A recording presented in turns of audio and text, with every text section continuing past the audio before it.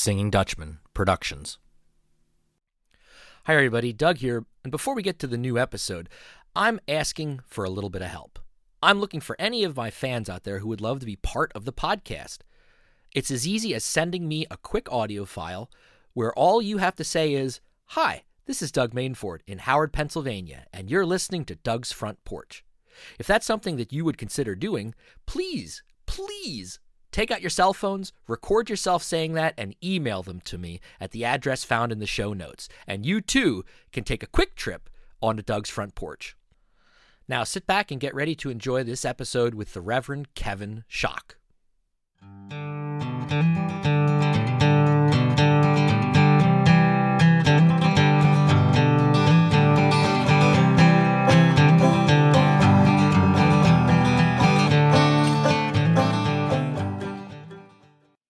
Hello and welcome to Doug's Front Porch, a podcast where I get to sit down with friends old and new and have honest conversations.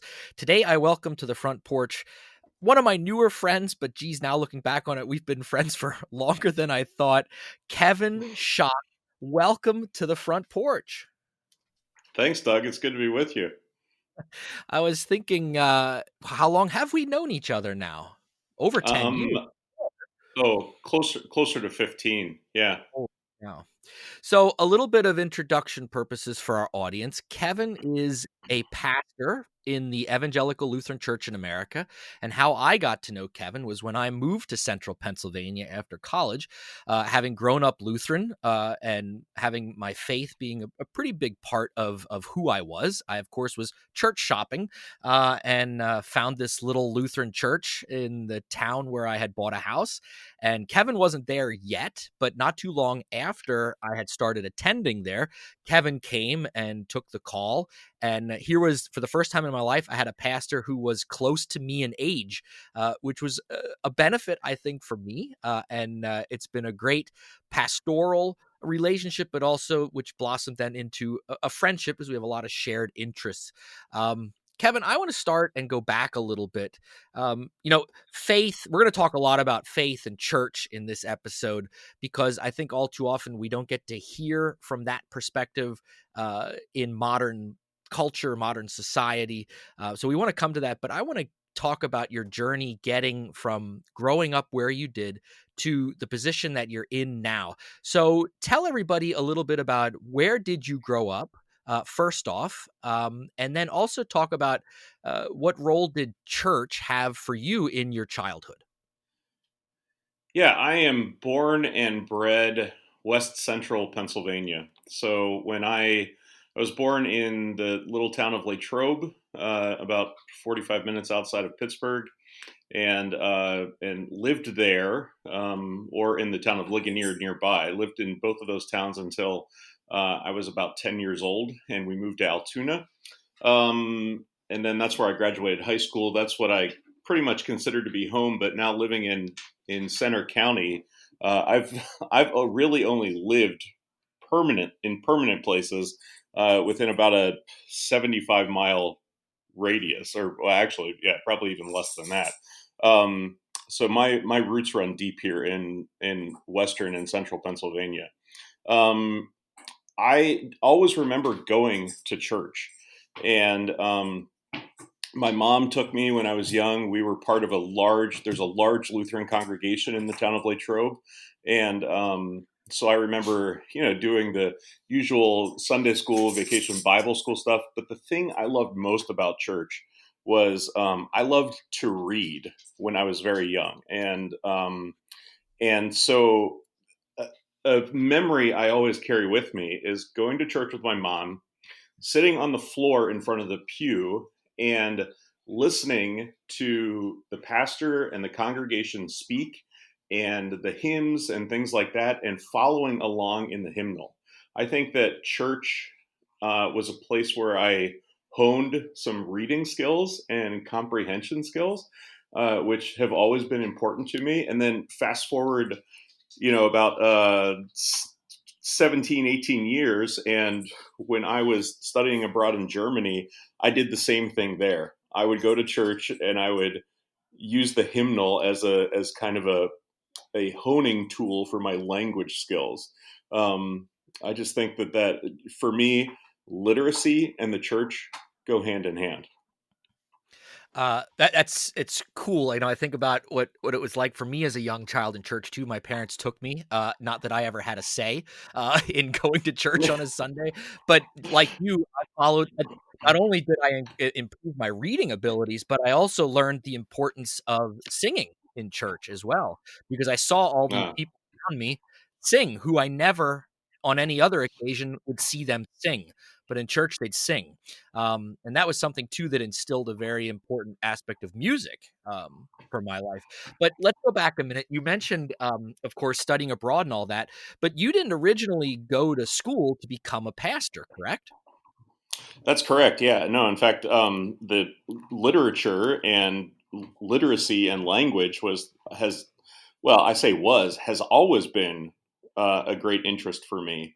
And so, yeah, I went to school. I actually got a degree. I went to a college where you could kind of shape your own degree. So I had some English and German in there mixed in with secondary education. When the time came, I did do student teaching and didn't. Well, I don't want to say I didn't have a great experience, but I really realized that I don't think that this is what I'm like cut out to do. Um, and it didn't help that I was in a school that was actually working on phasing out the German program. So I think at the time I didn't see a great future there, and at the same time, around the same time, a job opened up in my home congregation as a youth director slash Christian education person. And so I was hired for that job, and and I spent 4 years there. And over the course of those 4 years, so this is post college, um, I had two mentors. I mean, they were the pastors, a husband and wife, the pastors who confirmed me back when I was a teenager. And they really mentored me and allowed me to um, get my feet wet in a lot of different aspects of public ministry. And also, spread my wings a little bit in certain things that I was doing beyond just what was in my job description. And I will always remember the day that I was sitting down with the pastors and the the wife in that clergy couple.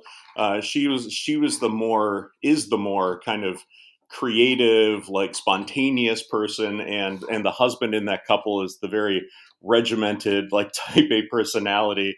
And we had been planning out camping ministry for the following summer, and he just looked at me and he said, "Kevin, do you think that will you be with us for the next calendar year?"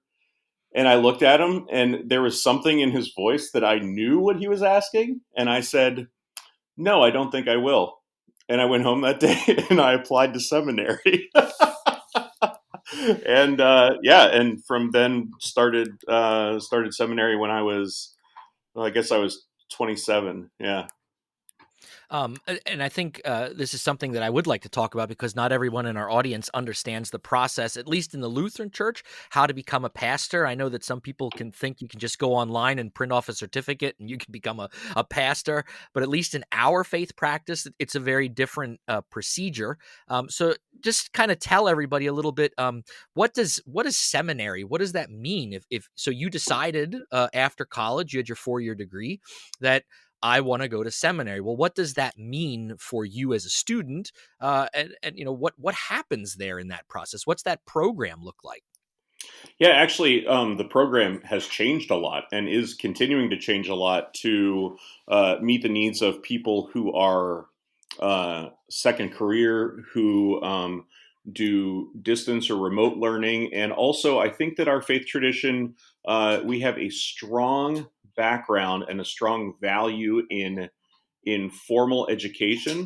But I think over the years, people in the church have rightly discerned that having a bachelor's degree is not what makes you a good pastor. And so there have been different avenues set up so that the office of public ministry is open to more people. And I think that um, overall, I think that is a very good thing for the church and for society and for the people of God. When I went in what's considered to be a traditional fashion. Like you said, I had a bachelor's degree already, and you said when I decided that I wanted to go to seminary, a lot of people will talk about I didn't really want to go to seminary. It felt more like answering a call. And I remember pulling into the seminary parking lot the first day that I was moving there, and just having this "what the hell did I just get myself into" moment. Um, but it was at the time for me and for a lot of people, it was it's a 3 years master's degree program. So I have a master's in divinity and or master's of divinity, and then 1 year internship where you spend a full year in a congregation doing practical learning, and work alongside another pastor. Yeah, so I did kind of 4 years, 3 years of classroom and 1 year of practical learning, and then at the same time, you go through a process with a group of people in your home region, what we call a synod, which for people who are Catholics or Episcopalians listening to this is similar to a diocese. Um, and there are people there who also conduct interviews with you, kind of yeah, guide you and ask questions and shape you, help to shape you, your pastoral personality, I guess you could say, or your pastoral identity. And then together, the seminary on the academic side and the candidacy committee on the kind of practical side work together to shape people for ministry. Correct me if I'm wrong, but part of your seminary education found you where you had to go into do hands-on practical stuff with hospital situations, and dealing with people that are going through illness or even death in some instances. Is that correct? That was part of like your education, hands-on. Yes, in our denomination, it's required that we do a unit of what's called clinical pastoral education. That's a formal title for it. It's an actual program, and a nationwide, probably worldwide, but certainly in the United States program, where people who are training for public ministry, either to be pastors or chaplains or deacons or a similar kind of title, are put into situations where they do learning, hands-on learning in a hospital, a prison, what it would be considered chaplaincy roles. Mine, I did my 10-week unit in a state hospital in New Jersey, which at the time was the nomenclature for psychiatric hospitals, and I worked with people who were in acute wards and also people who were long term, who had been, and again, this is a technical legal term, who had been found not guilty by reason of insanity. So that was to say the least, an eye-opening experience, and a lot of growth happened that summer. I can't imagine being with. I mean, I know your background. Like, you had no one in your family had really exposed you to like the healthcare field or mental health issues, and here you're being dropped into this setting that you probably had to feel extremely foreign in.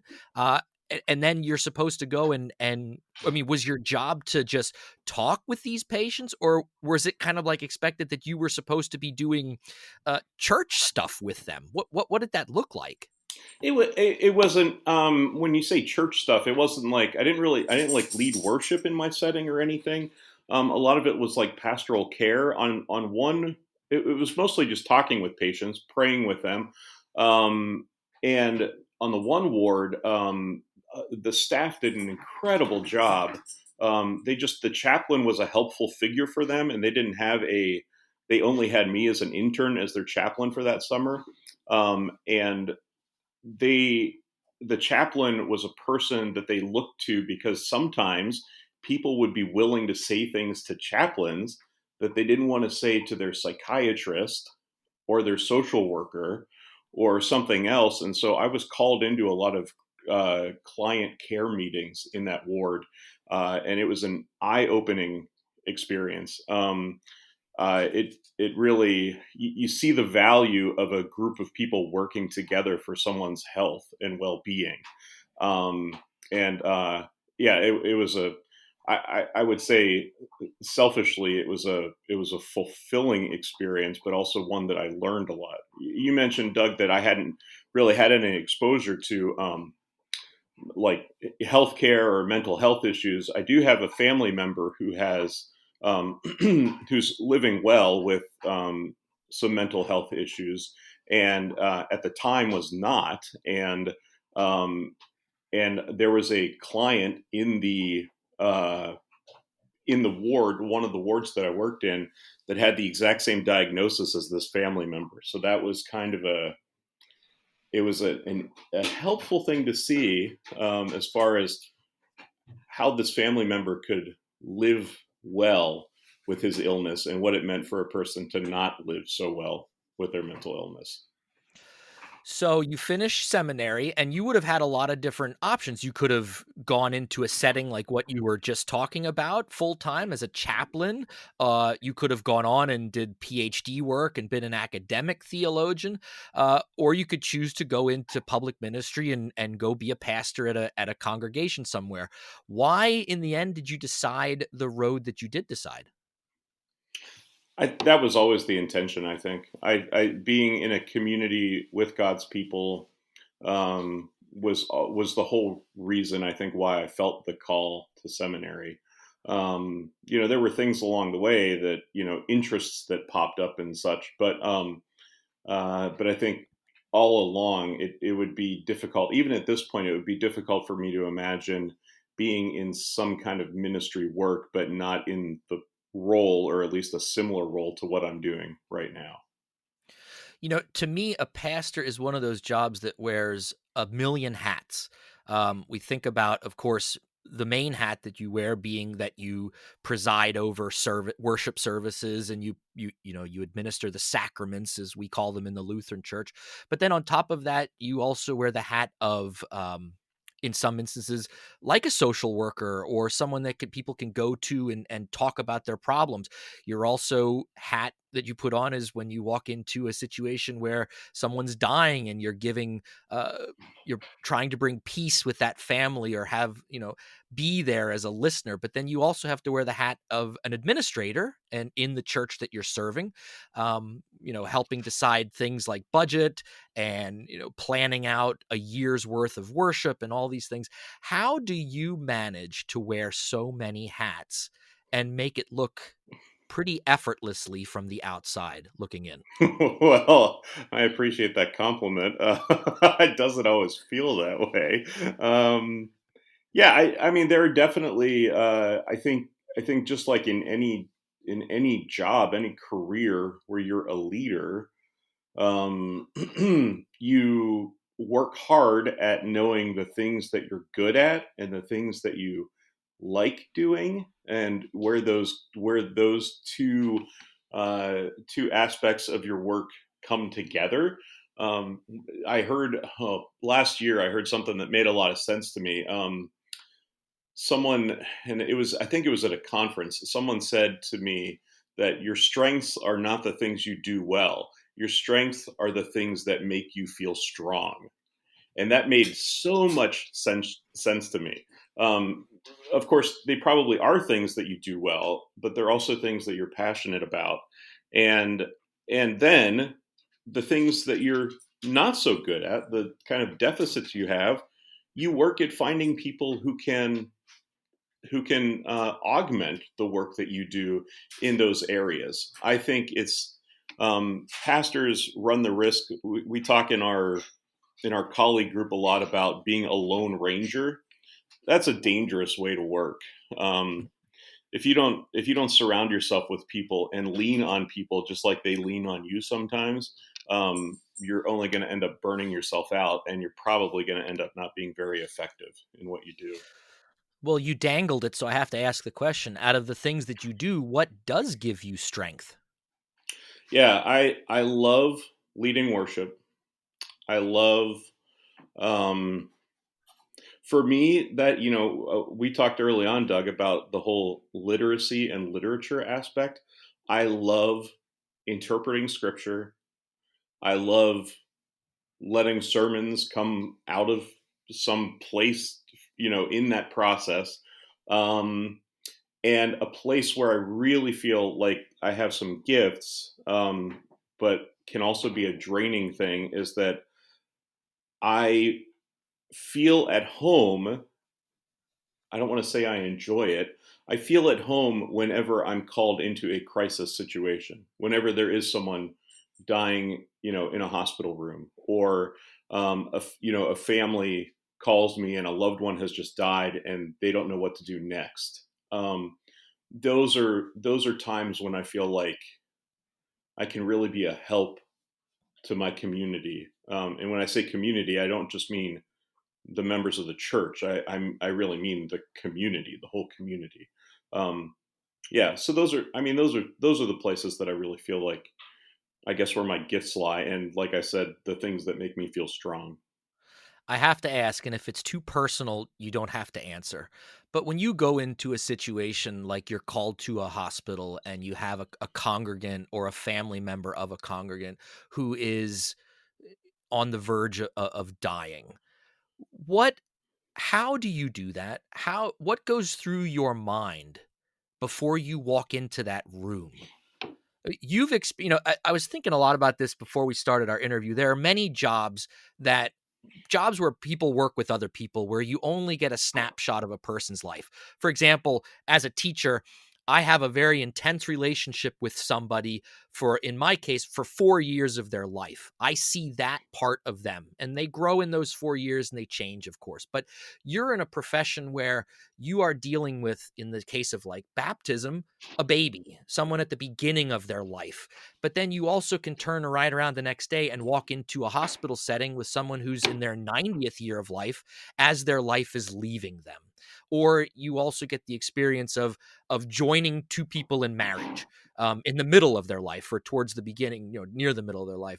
But when you have a job where you are dealing with all facets of a lifespan, and you get to that moment where you're going into the end of that story for someone, how do you do that? What goes through your mind? How do you process all of that?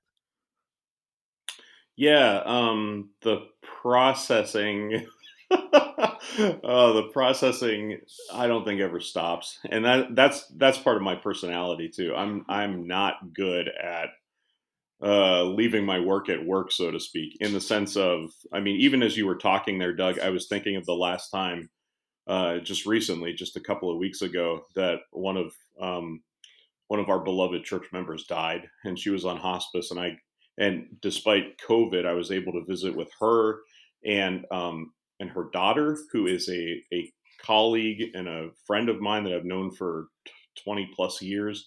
Um, and I'm still, as you were talking about that, as you're describing those instances, I'm even getting a little teary just thinking about Dorothy and Alicia and their family. So yeah, the processing continues.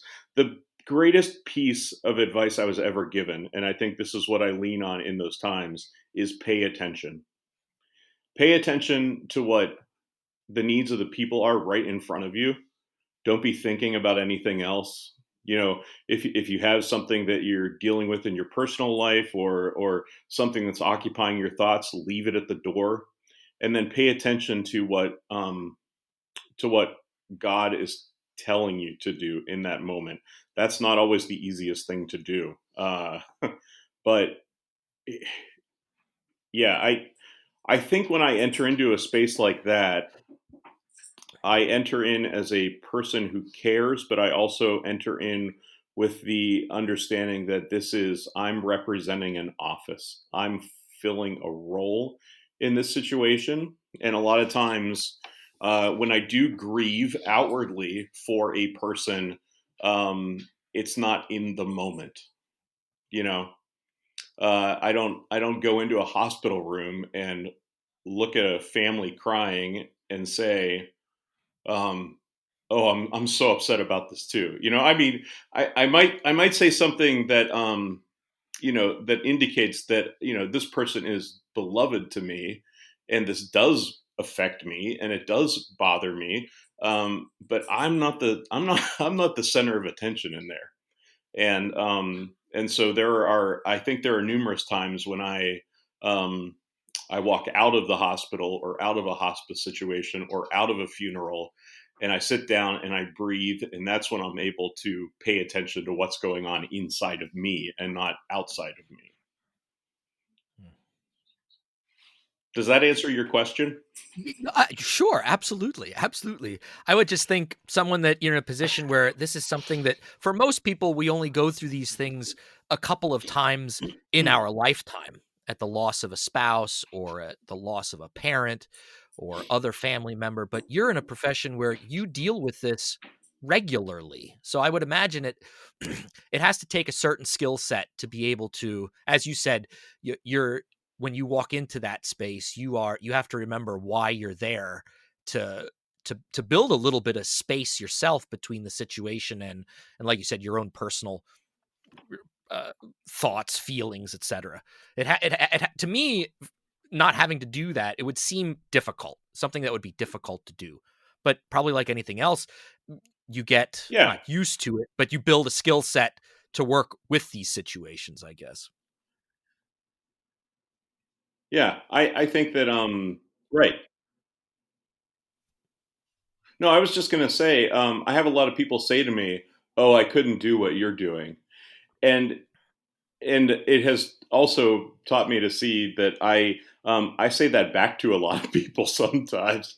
Everyone has a different skill set. Everyone has different gifts that they're called to, and there are a lot of people doing stuff out there, out in the world, that are difficult. I hear people talk. I hear people say things like what you just said, Doug. That most people have to deal with a handful, a dozen of like funerals that touch them in their life, and a pastor might deal with that in a year. But pastors don't have the hardest job in the world. I don't know what the hardest job in the world is, but I know we don't have it because I see people day in and day out who also have hard jobs and have difficult decisions to make and have to use their skill set to do things that other people just would not be able to step into and do. And so, like I said, I feel like that's one of my gifts. I feel honored and humbled to be able to use that gift. Um, but I also feel honored and humbled that there are a lot of other people out there who use gifts that I don't have. Yeah. What's the word faith mean to you? Trust, um, trust in something beyond myself. Okay. It's a word I think we throw around it. No, it's a great answer. I think it's a word we throw around in the vernacular uh, without thinking about what it really means, I guess. I want to get a little so we're going to stick with the kind of church theme, but I want to ask you some topical questions just for your to get your take on some things. Um as most people know here in the United States right now in our society, church membership and among a lot of what is considered like the mainline Protestant churches is definitely declining and decreasing. Um, what's your explanation for that? Oh man, Doug, I don't know. I mean, this yeah. If I were literally sitting on your front porch or your back porch right now, we could probably delve into a dozen different topics about why I think the church is in decline. I think that I'll go with two things. One, um, there has been a shift in the way that we understand community in our society. And community for a lot of people, I think the circles have gotten smaller. I think community means I relate to the people who agree with me on things and the people that I have already established relationships with. Um, and also because we have such a work, labor, consumer focused society. Um, we don't spend a lot of communal time with one another, doing things outside of the grocery store or other shopping events. I mean, there are Doug. I know that you're involved in the Masons. The Masons are facing the same thing that the church is in as far as membership decline and things like that. Um, all kind of civic organizations like that are. Yeah. So and one thing I lament, as a church person, when I say, "Oh, it's sad that we don't observe the Sabbath anymore." I don't mean that from like a legalistic sense. I mean it from everybody needs a day off. And sometimes it can be really helpful for a whole community to have this same day off so that neighbors can sit on their porches and talk to one another, so that they can do things like, you know, play games together or go for walks together or things like that. I think it would be such a healing thing for our society if we all just agreed that, for the most part, things were going to slow down for a 24-hour period every week. I think that it would go a long way to healing some division uh, in our society. So I guess that's the first part of the answer. The second part is, um, on a more positive spin. I think that God is pruning the church. I think that church growth is no longer happening in the ways that we can see it with our eyes or perceive it with our minds.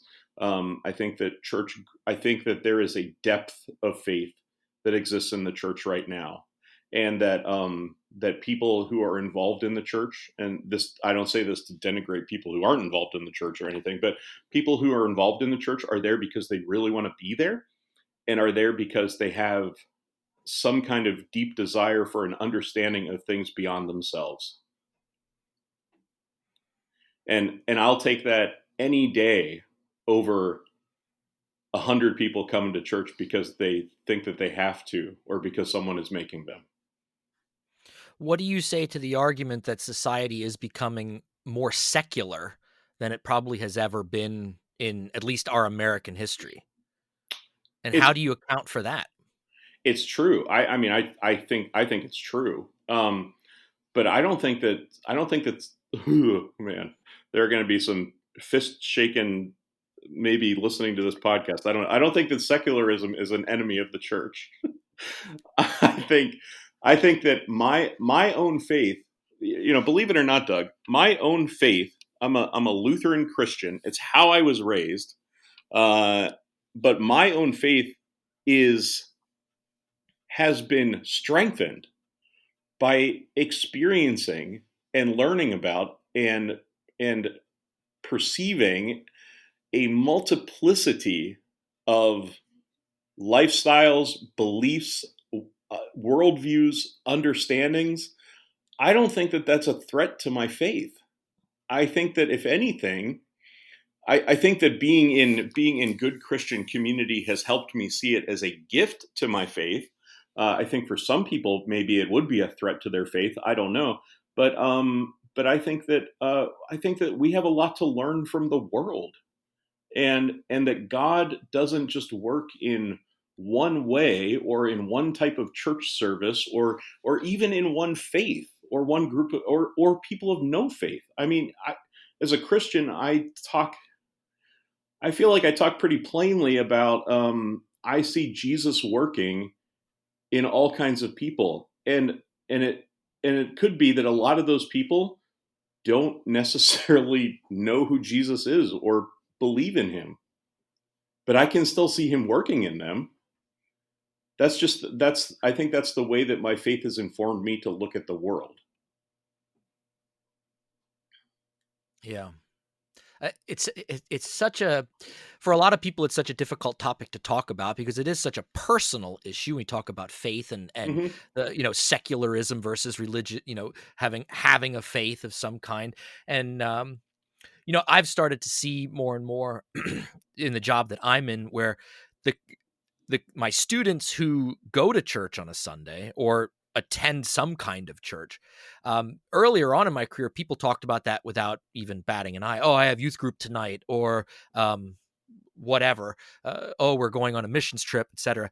But nowadays, what I've noticed in the last couple of years among those teenagers that are practicing a faith, they don't talk about it in school anymore. And I don't know if it's just because they're afraid of what their peers who don't have a faith might say about them or think about them.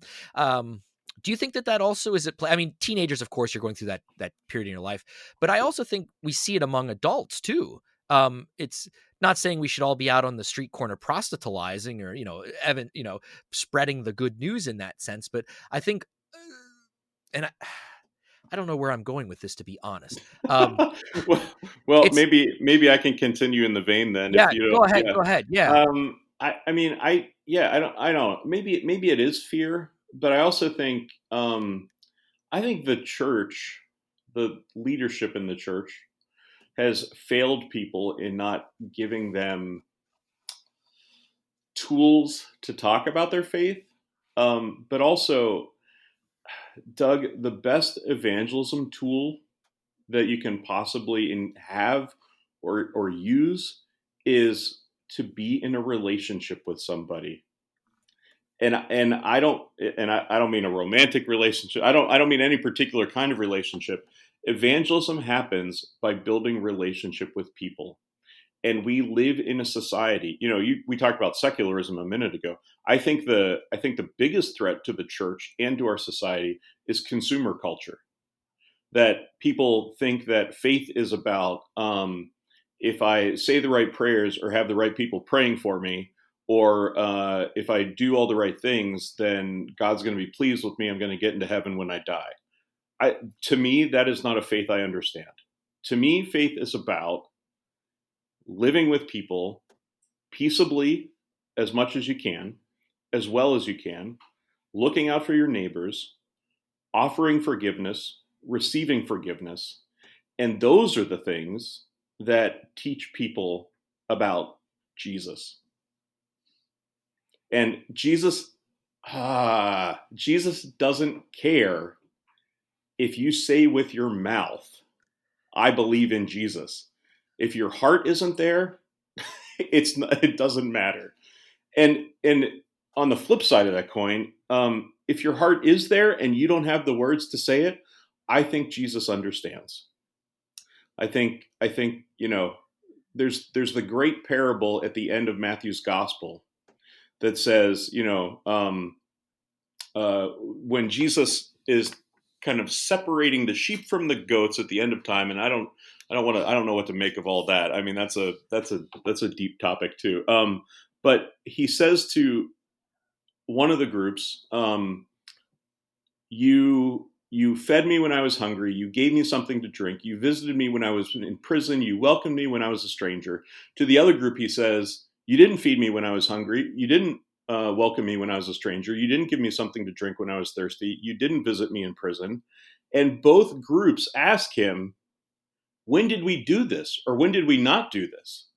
Neither group recognizes that they were doing or not doing those things to Jesus. So I don't think it has anything to do with understanding, or outwardly expressing that you know who Jesus is. I think faith has more to do with living a life that He would want you to live, and not just to get into heaven, but so that your spouse, your children, your parents, your neighbors, your coworkers know that there is a spirit of compassion and peace and sacrifice and health and well-being and salvation for you and for them and for the whole world. That's heavy stuff, man. That's Yeah. No, I know. This is, yeah. I mean, I'm talking about stuff here, Doug, that I have spent a lot of my life thinking about and learning about, and I am by no means good at it. At least, not all the time. There's always stuff I'm learning. There's always stuff I'm learning, and there are a lot of days that I think the older I get, the more I understand about confession. I used to think in the Lutheran Church we observe most often what we call corporate confession, where people kind of say together in the church service that that these are, we recognize that we do not live the way that God wants us to live. It's not like we sit there and name all of the bad things we've done. But man, I think daily I offer prayers of confession because I'm more aware of the ways that I'm not living the life that Jesus has given me. And anytime I take a misstep in a relationship, anytime I don't honor another person the way that they deserve to be honored, that's not living the life that Jesus has given me. And I don't Yeah. do that a lot. I mean, I hope I'm not in that boat alone, but yeah, I, Well, it's just kind of a great transition because I was gonna say that, okay. in society, I think a lot of society has this view of the stereotype of a pastor or someone that's a faith leader. They're always praying, they live this upright, perfect life, they're in this community that they're a leader in their community. In some faith practices, they don't drink alcohol, they don't dance, they don't do these things, they would never listen to rock and roll. We have all these types of like stereotypes out there that are put on a pastor, whether it's male or female. And I would just like all our audience to know, you just heard Kevin, doing his job there, telling you what he felt faith wise. But would you believe that Kevin Schock loves punk music?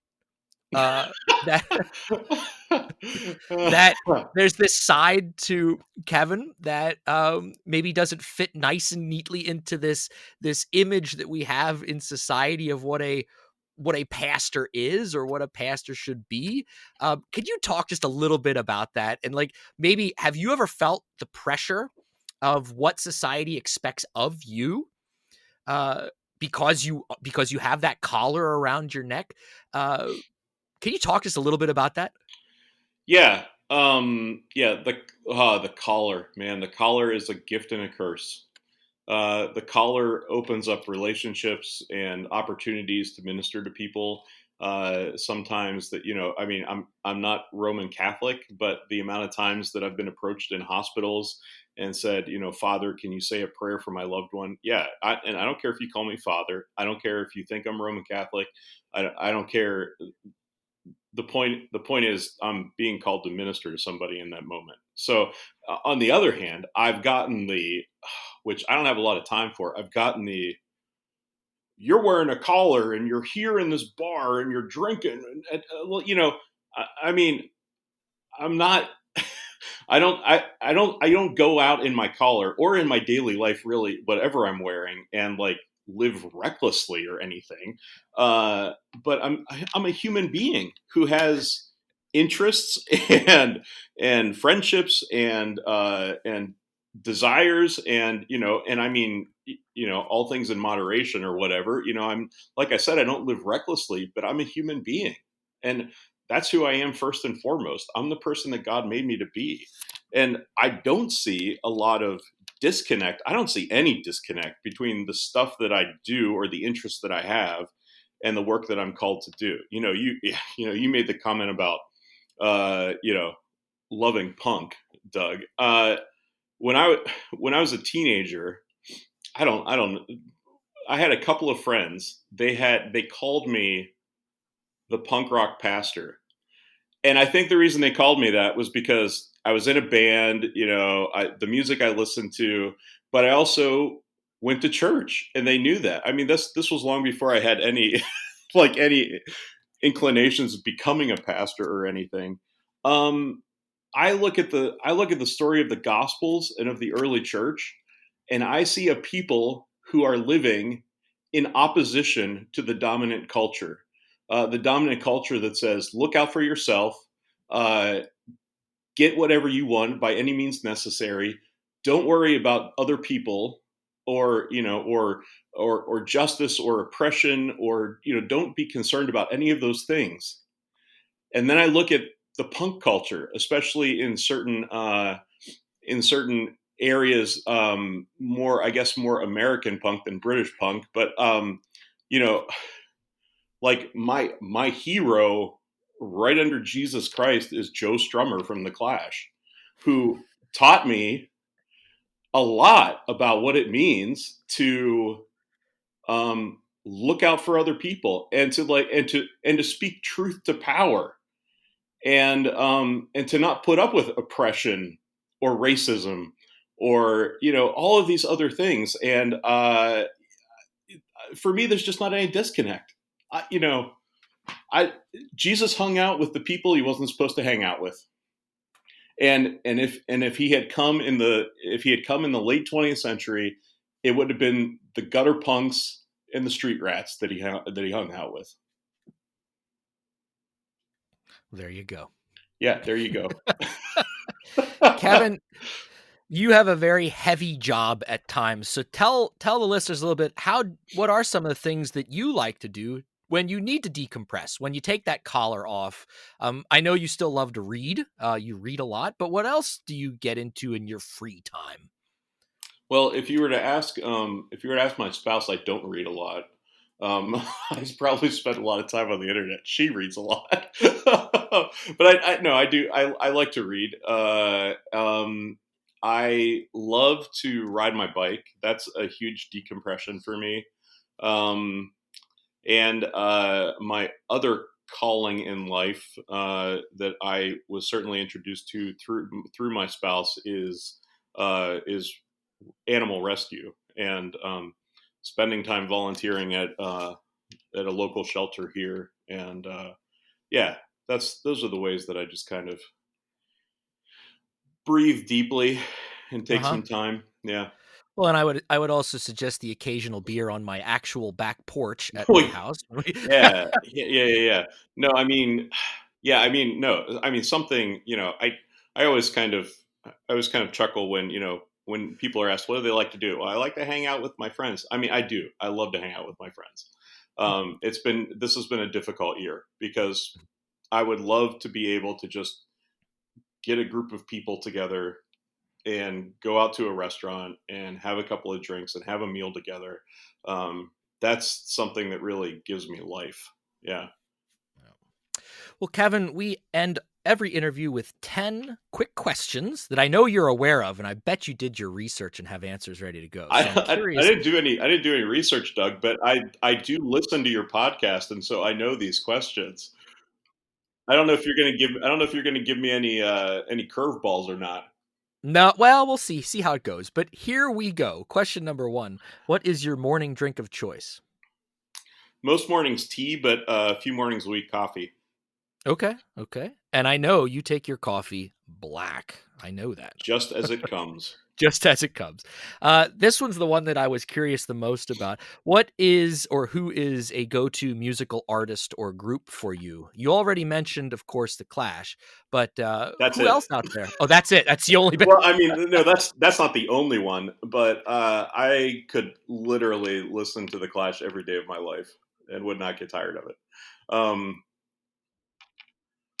Yeah, that's the big one, Doug. I mean, there's lots of music I like to listen to, and I would say that's probably something that helps me decompress too. But lately, I've been this year I've been into like 70s like glam rock and like proto punk, like David Bowie, Velvet Underground, Television.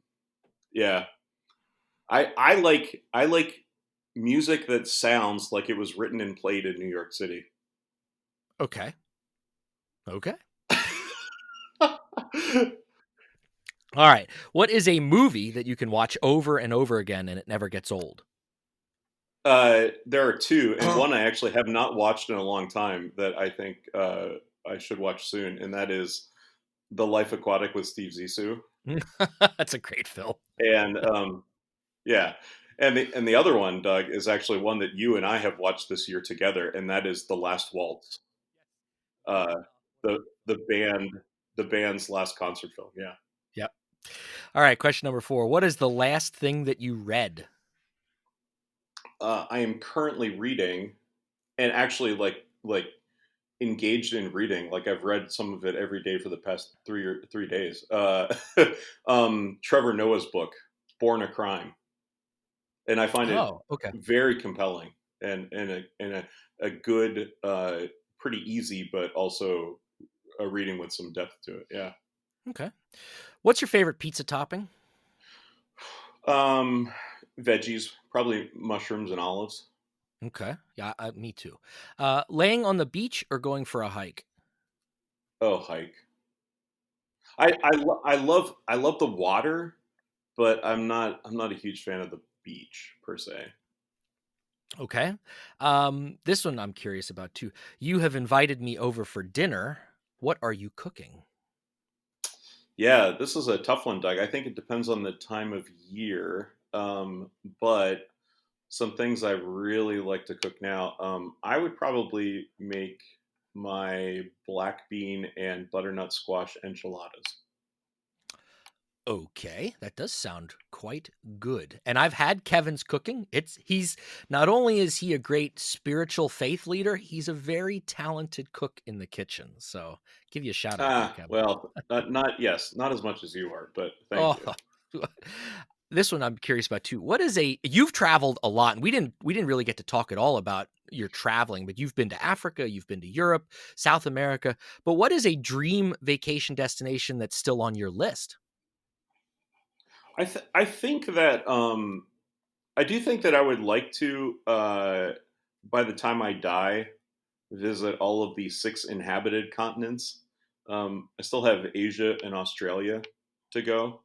Um, but also, one thing that I would love to see that I haven't seen is the Western United States. I have not. I've been to Lake Tahoe for a conference and thought it was absolutely gorgeous, and I would love to spend more time in on the West Coast.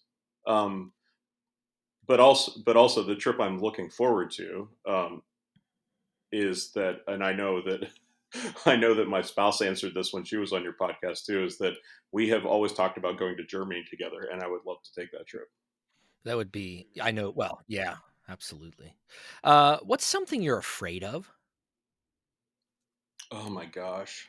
Oh, uh, disappointing people. Ooh, okay. Yeah. It digs a pit deep down in my soul when I realize I've done that. Mm. I All hate right, that feeling. last yeah, it's hard. It's really, really hard. Um, yeah. Last question. What job other than the one that you have right now would you love to have?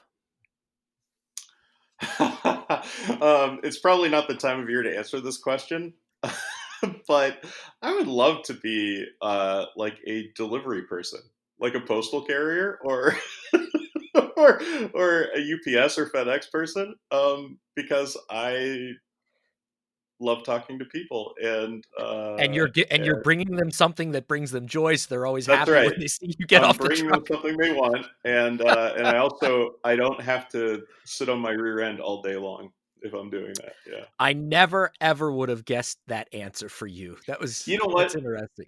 Doug? When I was a kid, when I was in first grade, I had a friend whose father was a postal carrier, and I think that I kind of looked up to him. Like I saw him as a an important person in the community. And then I remember in first grade for a while, I had a backpack that looked like a mailbox that I put my books and stuff into. So yeah, I think that's always been. I don't know. That'd be a fun job, I think.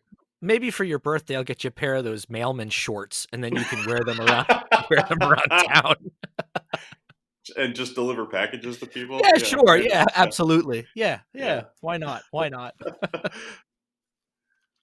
Kevin, it has been an absolute pleasure having you on the show.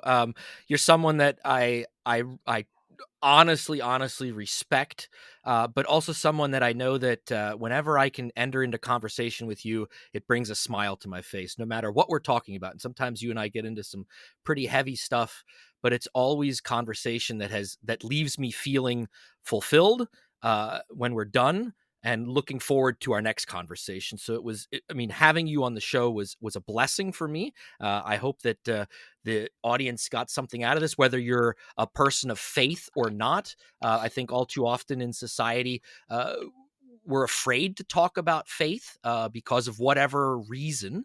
And sometimes I think it's good just to hear from the other side, of course, as you mentioned, this idea of entering into conversation for our society and our community is so important. So whether you're a person of faith or not, I hope that you enjoyed Kevin's take on what faith is to him, and what he sees as the church. I think it's perspective that we don't hear very often. So thank you, Kevin, for sharing your gifts and coming on the show. Yeah, thank you, Doug. I remember us having a conversation when you were thinking about doing this podcast, and I thought it was such a great idea. And I'm a regular listener, so I'm honored to be a guest on your podcast. I was going to bring this up, but I'm going to take the minute and actually say it. Kevin is the reason for this podcast existing back when, No, yes, no, let me explain, everybody. I had this idea, and he was over at my house, and we were having just talking, and I ran this idea by him. And of course, Kevin, being a huge cheerleader, was like, absolutely, this is great. I think you should do it. But I really didn't know what I wanted to look like or what it should look like. And it was Kevin who helped me come up with some ideas as to what a format for the show might, what might work. So honestly, without Kevin, Doug's Front Porch probably, well, it definitely wouldn't look like it does. That's for sure. So thank you, Kevin, for that. That's true. yeah, well, hey, You were a lot of inspiration. uh, first time guest, long time listener. So thanks, Doug. There we go. Well, thanks, Kevin, so much. Thank you for listening to Doug's Front Porch, a conversational podcast with your host, Doug Madenford. If you enjoyed this episode, I'd love for you to subscribe, rate, and give a review on iTunes, Spotify, or wherever you get your podcasts from. Follow along on Facebook, Twitter, and Instagram. Just look for @Doug's Front Porch. And please feel free to tell all of your friends about the show, and I'll see you all next time on my front porch.